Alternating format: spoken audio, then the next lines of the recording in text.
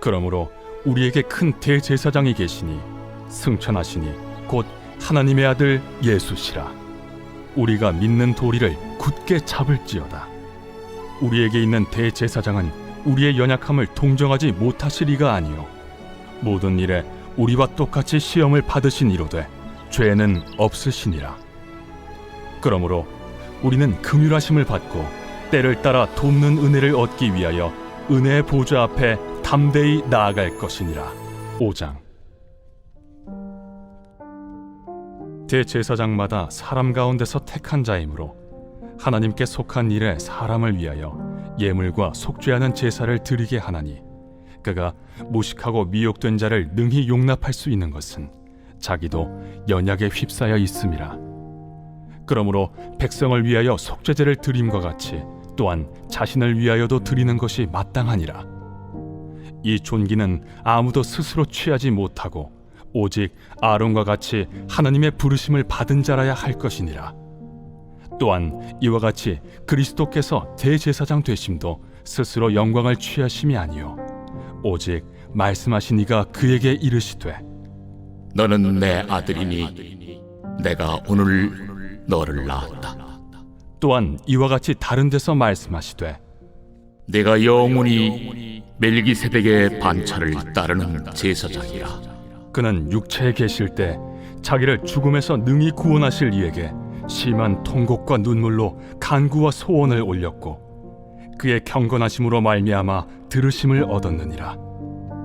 그가 아들이시면서도 받으신 고난으로 순종함을 배워서 온전하게 되셨은즉 자기에게 순종하는 모든 자에게 영원한 구원의 근원이 되시고 하나님께 멜기세덱의 반차를 따른 대제사장이라 칭하심을 받으셨느니라. 안녕하세요, 그리스도가족 여러분. 오늘 이 말씀을 전할 임공아 전도사입니다. 오늘 저희가 함께 보실 본문 말씀은 히브리서 4장 14절에서 5장 10절까지의 말씀입니다. 우리는 히브리서 말씀을 묵상하면서 예수님이 어떤 분이신지 생각해 오고 있습니다. 묵상하면 할수록 예수님에 대해 생각하면 생각할수록 우리가 살아가고 있는 이 구원의 은혜가 얼마나 큰 것인지 다시 생각해 보게 되는 것 같습니다. 오늘도 계속해서 예수님이 어떤 분이신지 우리가 묵상하게 될 텐데, 이 예수님의 대제사장 되심을 특별히 오늘 함께 묵상하면서 우리의 죄를 단번에 속죄하신 그 구원의 은혜를 기억하면서 우리가 그 예수님의 사랑과 은혜에 반응하는 시간이 되었으면 좋겠습니다. 히브리서를 계속 묵상해 가시면서 우리가 예수님을 기억하며 예수님을 더욱더 찾게 되는 귀한 근숙가족 여러분들 되시면 좋겠습니다. 아멘. 이런 마음을 가지고 오늘 본문을 본격적으로 보겠습니다. 오늘 본문이 14절부터 시작되는데요. 제가 14절을 다시 한번 읽어보겠습니다. 그러므로 우리에게 큰 대제사장이 계시니 승천하신 이 곧 하나님의 아들 예수시라. 우리가 믿는 도리를 굳게 잡을지어다. 아멘. 오늘 본문이 말씀하고 있는 것이 무엇입니까? 하나님의 아들이신 예수님께서 우리의 대제사장이 되셨다라는 사실입니다. 예수님이 왜 우리의 대제사장이 되셨는지는 오늘 본문 5장 1절부터 5절까지 자세히 설명되어져 있는데요. 간단하게 줄이면 하나님이 부르셨기 때문이다 라는 한마디로 요약할 수 있겠습니다. 하나님이 예수님을 대제사장의 역할로 우리를 구원해 주실 유일한 존재로 하나님이 예수님을 부르셨고 예수님에게 그 사명을 허락하셨습니다.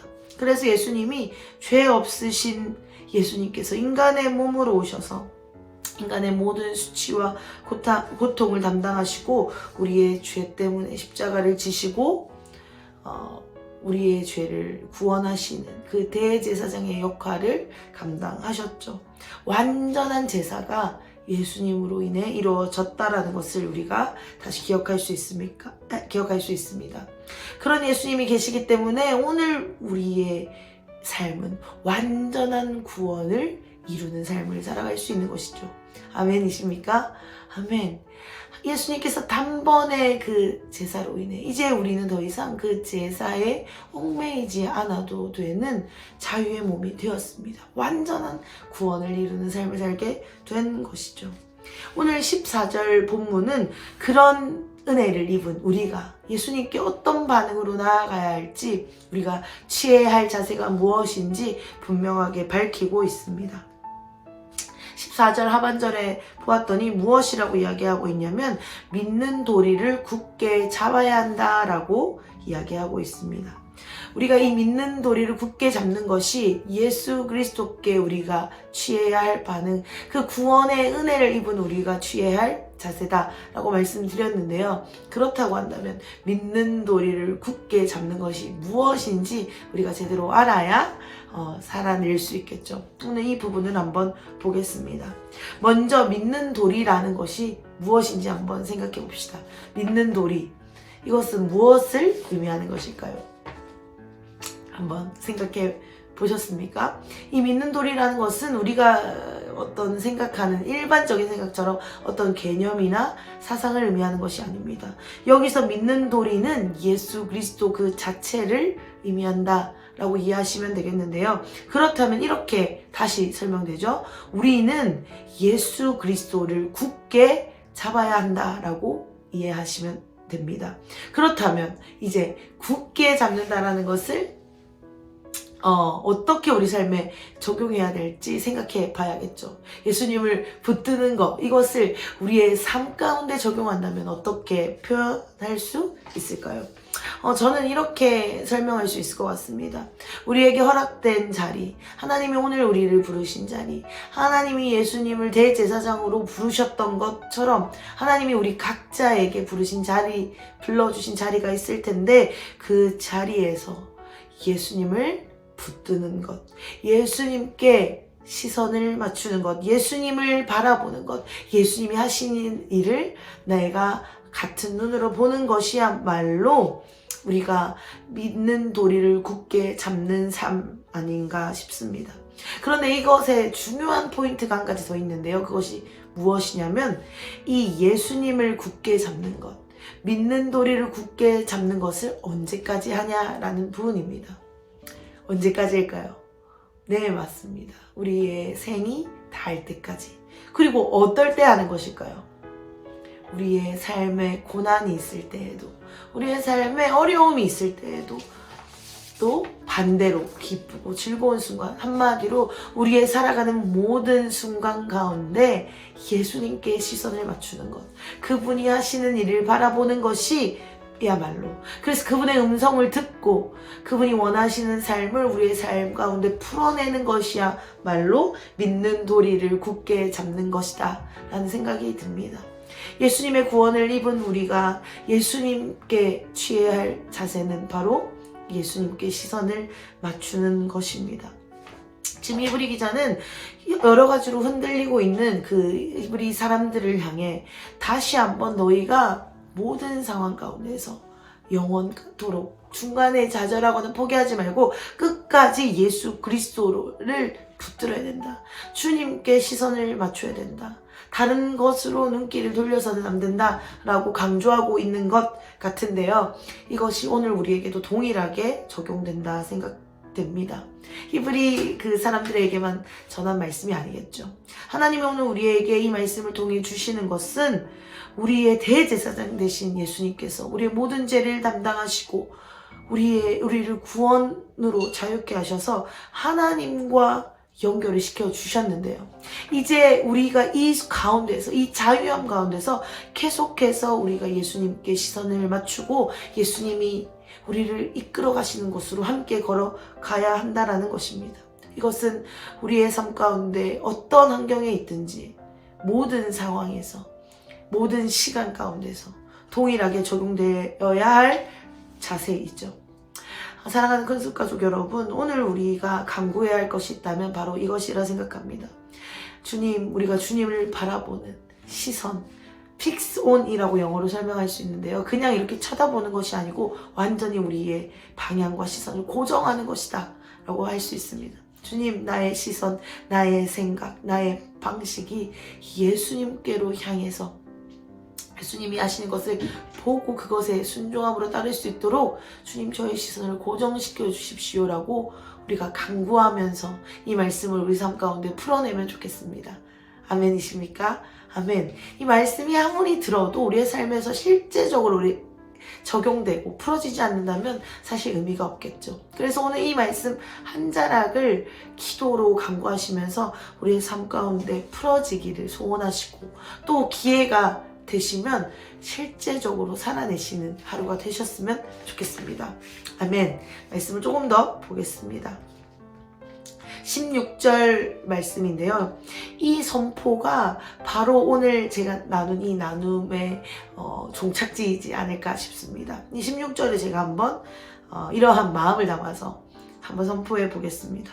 그러므로 우리는 긍휼하심을 받고 때를 따라 돕는 은혜를 얻기 위하여 은혜의 보좌 앞에 담대히 나아갈 것이라. 아멘. 은혜의 보좌에 담대히 나아간다 라는 것이 우리 인간에게는 사실 불가능한 일이 있죠. 우리가 어떻게 하나님께로 나아갈 수 있겠습니까? 이렇게 연약한데, 이렇게 죄가 많은데, 이렇게 수치 가운데 있는데. 그런데 우리가 은혜의 보좌 가운데 담대히 나아갈 수 있는 것은 오늘 말씀이 말해준 대로 예수님께서 우리의 죄를 대속하시는 그 대제사장의 역할을 감당해 주셨기 때문에, 하나님과 우리 사이에 예수님으로 인한 다리가 놔졌기 때문에 우리는 그분께 이제 주저없이 담대히 나아갈 수 있는 것입니다. 이것이 우리가 믿음으로 취하며 살아내야 할 자세죠. 나는 이제 예수 그리스도로 인해 새 생명 구원을 얻었습니다. 그러니 이제 우리는 은혜의 보좌 앞에 담대히 나아가면 되는 것이죠.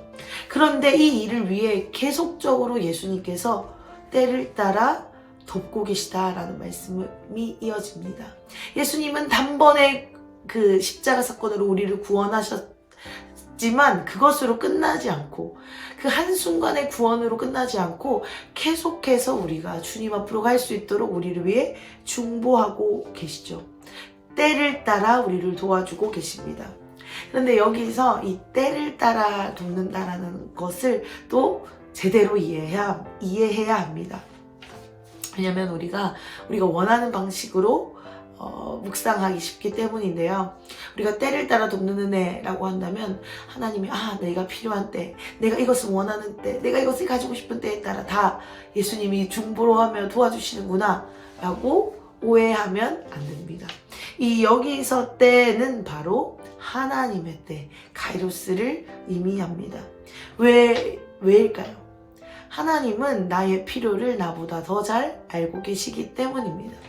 우리가 아이가 밤늦게 사탕을 달라고 할 때 사탕을 계속해서 주지 않습니다. 왜냐하면 이가 썩기 때문이죠. 그렇지만 아기는 계속해서 그 사탕을 달라고 합니다. 저희 막내 이야기입니다. 그런데 주지 않는 것, 그래서 그 이빨이 썩지 않도록 보호하는 것이 바로 뜻이고 엄마의 사랑이죠. 마찬가지로 우리가 구하는 그 모든 것을 하나님이 듣고 우리를 긍휼히 여기심으로 우리의 기도를 돕고 계시지만 하나님의 때에 맞춰 그것을 허락해 주신다는 것을 이 말씀을 통해 기억해야 합니다. 이 낮 시간에 또 활동 시간에 먹을 수 있을 때 허락해 줍니다. 그리고 그것이 필요하지 않을 때는 주지 않죠. 그 정한 때가 있다라는 것을 기억해야 합니다. 하나님이 우리에게 허락하시는 때가 있습니다. 그 때는 우리의 생각보다, 우리의 방법보다 크고 놀라우신 하나님이 정하신 때입니다. 하나님은 우리의 기도를 계속해서 듣고 계십니다. 왜냐하면 예수님께서 우리의 기도를 끊임없이 눈물로 중보하며 하나님께 그 기도를 함께 중보하며 올려드리기 때문입니다. 그렇기 때문에 우리는 그 긍휼하심으로, 그 은혜로 하나님께 계속해서 나아갈 수 있는 것이죠. 오늘 5장 2절에 보았더니 미혹되고 연약하고 무식한 우리를 돌보시는 예수님이 얼마나 좋으신지 생각해 보게 됩니다. 하나님에 대해 알지 못하고 스스로 잘난지 않은 우리, 하나님에 대해서 모르는 우리를 예수님께서 계속해서 중보하시면서 하나님의 긍휼을 계속해서 입도록 기도해 주시고 계시기 때문에 우리가 하나님께 담대히 당당히 나아갈 수 있는 것이겠죠. 사랑하는 큰숙가족 여러분, 예수님이 누구신지 아는 것은 굉장히 중요합니다. 예수님이 우리의 삶 가운데 어떤 존재로, 어떤 역할로 우리의 삶을 주장하고 계신지 세밀하고 바르게 아는 건 역시 중요하다고 생각합니다.